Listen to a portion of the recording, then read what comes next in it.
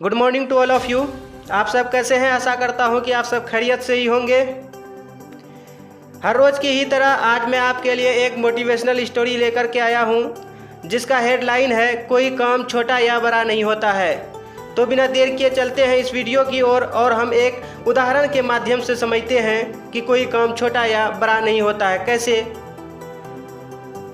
और आज मैं आपको इसके बारे में एक किस्सा के तहत समझाने जा रहा हूँ। यानी एक छोटे से कस्बे में शंभू शिल्पकार रहता था। एक छोटे से गांव में शंभू शिल्पकार रहता था।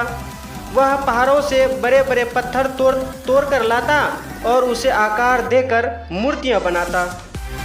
इस रोजगार में मेहनत बहुत ज़्यादा थी, लेकिन उसमें आमदनी बहुत कम थी। दिन भर धूप पसीने में काम करते हुए शंभू पत्थर तोड़ता और उसके बदले में उसे कुछ छोटी मोटी रकम मिलती। यह काम उसके पूर्वज भी क्या करते थे, इसलिए उसे करना पड़ रहा था।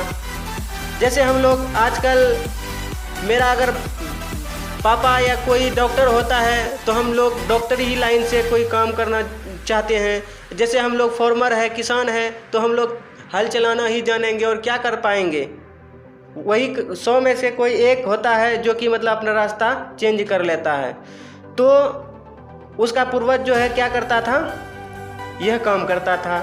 इसलिए शंभू काम करते हुए सोचता, यह छोटा मोटा काम करने से क्या फ़ायदा, ठीक से 2 वक्त की रोटी नसीब नहीं होती। मैं बड़ा आदमी बन जाऊंगा तो काम भी ज़्यादा नहीं करना होगा और बैठकर आराम से मौज करूंगा। एक रोज़ वह ऐसे नेता को देखता है जिसके आगे पीछे हमेशा भीड़ रहती है। उसको हाथ जोड़कर प्रणाम करने वाले सैकड़ों लोग खड़ी रहते। शंभू जो नेता बनने के लिए ठान लेता है। कुछ दिनों में वह नेता भी बन जाता है। नेता बनने के बाद जब वह एक रैली कर रहा था, धूप काफ़ी तीव्र थी। धूप की गर्मी वह सहन नहीं कर पाया और बेहोश हो गया, जमीन पर गिर गया। होश आने पर उसने पाया वह बिस्तर पर लेटा हुआ है।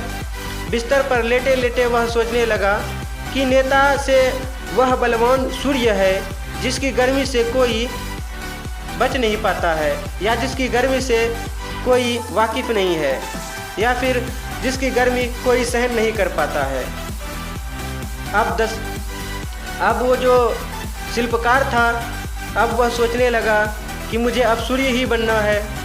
कुछ दिनों बाद वह सूर्य भी बन गया, लेकिन वह शिल्पकार अब गर्व से चमकता रहता और भीषण गर्मी उत्पन्न करता।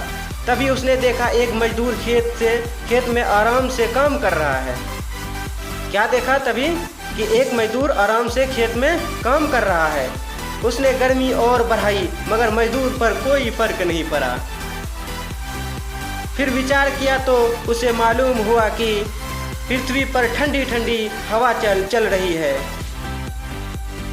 तब शिल्पकार यानी शंभू ने विचार किया, हवा बनकर मैं और शक्तिशाली बन जाऊंगा। कुछ दिनों बाद वह हवा बन गया। हवा बनकर वह इटलाता इधर उधर घूमने लगता। अचानक उसके सामने विकराल पर्वत आ गया जिसके पार वह नहीं जा सकता था। उसने सोचा, मैं इससे भी बड़ा पर्वत बनकर रहूंगा। कुछ समय बाद वह शिल्पकार पर्वत बन गया।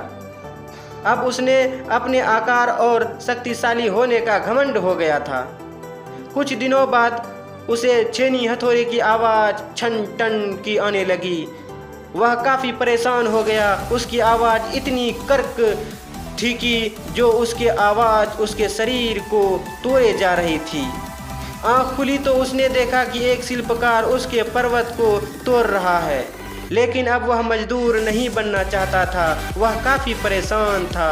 नींद खुली तो उसने आईने में पाया वह जो शिल्पकार पर्वत को भी तोड़ने का साहस रखता है, वह स्वयं ही था।